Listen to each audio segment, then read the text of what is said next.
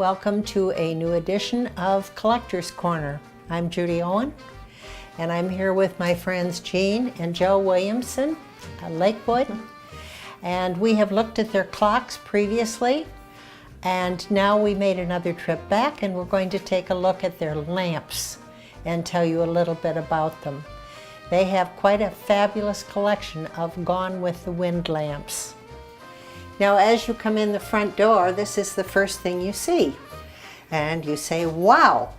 Joe, tell me about this one. Well, this lamp was my grandmother Smith's. We brought it with us.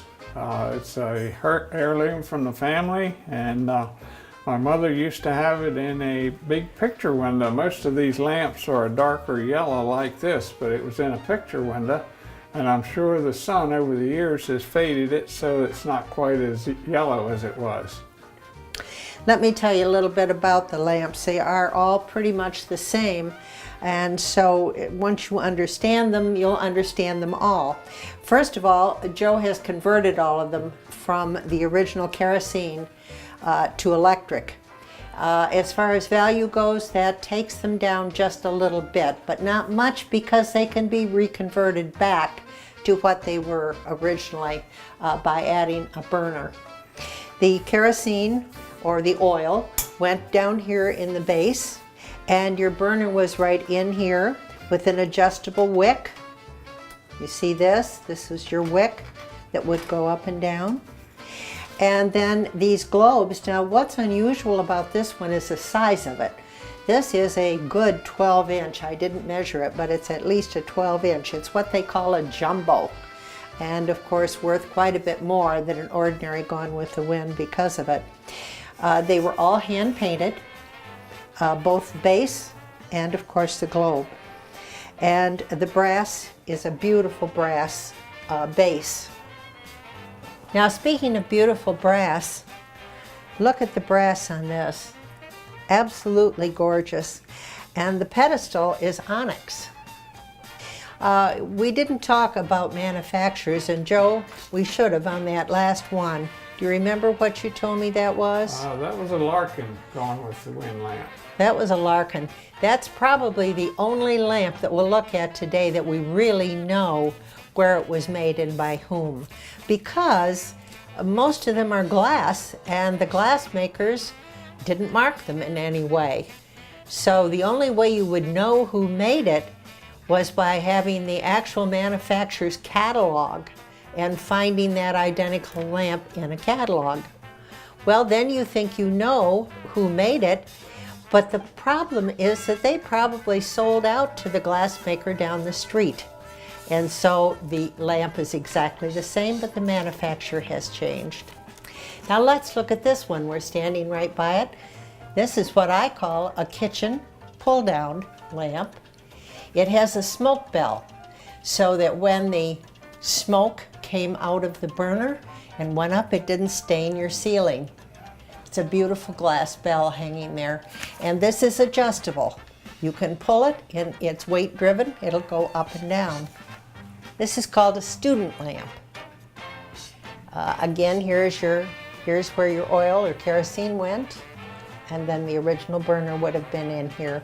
Most of the early ones of these had a green shade. White was a little bit later. Now, this probably is my favorite. Reason being, I have one almost identical, which I have given now to my daughter. This is a cranberry Victorian hanging lamp. Again, it is adjustable. It can be raised or lowered. It is all brass with glass prisms, and these beautiful cranberry shade here is a hobnail with a inverted thumbprint down here. Okay, this one is a little bit smaller than that first one we looked at. It has about a 10-inch shade on it, but beautifully hand-painted in the dark rose color with the matching roses, both the pink and the dark red. This is Jean's favorite lamp. Very unusual. I've never seen one like this before, and when I first looked at it, I said it looks to me like a blank that was meant to be painted, and they just never got around to painting it. And so that's a question mark. We really don't know, but very unusual in the clear glass. A very similar lamp with the blown out puffy glass, but in a beautiful ruby shade. Now here's what I meant when I looked at that clear glass one and said I think it should have been painted. This, before the painting, would have looked very much like that, with the raised repoussé grape pattern on here. And again, lovely painting, both top and bottom. Now we have another hanging lamp. This is inverted thumbprint in a beautiful shade of blue. And again, it's meant to be raised and lowered. And it has a brass smoke bell hanging up over the top of it. Now I call this a boudoir lamp. I'm not sure that's the correct terminology, but that would be where I could see it. Now I wish we could set this right next to the very first lamp we looked at so you could see the difference in size. This is about half the size of the one that I called a jumbo, but very, very similar. And Joe tells me this also was made by the Larkin Company. Called a baby Larkin. Baby Larkin. Another Gone with the Wind lamp, very different than the others that we have looked at. Almost a 3-tier, beautiful brasswork in the font area. And then we come down to this. This pedestal is all porcelain. Now Joe tells me that we call these tall ones banquet lamps. And they're very lovely, both that we're going to look at, the last two. Hand-painted apple blossoms in the globe, a beautiful brass font. And then down here, this is jadeite. And this, I think, is our last lamp that we're going to look at today. Joe, you said this was your favorite, right? Yes. It's a beautiful lamp. Again, a 3-tier, 1, 2, 3. Hand-painted font, matching the shade, and again, matching the base.